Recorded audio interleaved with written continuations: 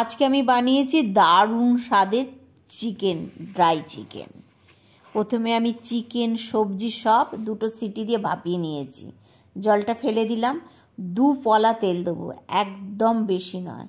রসুনগুলো একটু ভেজে নেবো, নইলে গন্ধ ছাড়বে।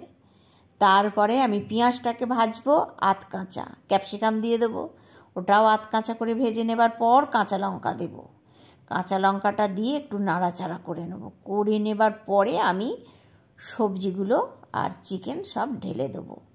এইভাবে খেলে ওয়েট লসের পক্ষে ভীষণ উপকারী, সবার পক্ষেই উপকারী। আর প্রচণ্ড গরম পড়েছে, চিকেন মশলা দিয়ে দিলাম আর স্বাদ মতন লবণ দিয়ে নাড়াচাড়া করব। গ্যাসটা মিডিয়ামে রেখে এরপরে লাস্ট শেষ মুহূর্তে আমি টমেটোগুলো দিয়ে দিলাম, হালকা নাড়াচাড়া করে নিলাম। আমার কমপ্লিট হয়ে গেছে ড্রাই চিকেন।